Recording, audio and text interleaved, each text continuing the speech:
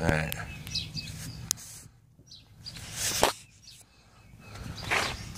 The rotor looks to be straight up and down. The tire's not.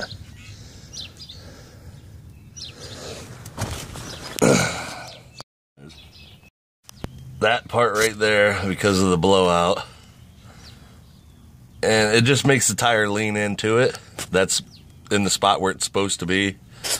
And it just, you see, it ain't too much. Tire can still be used.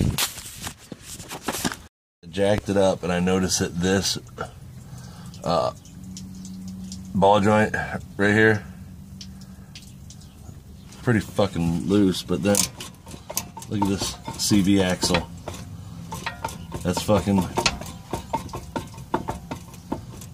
the CV axle, front outer CV axle going into the fucking, from there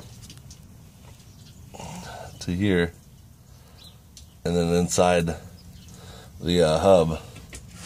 But how do I know if it's a fucking hub?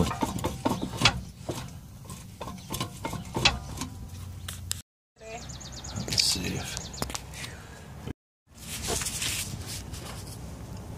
They're not on the same side or what?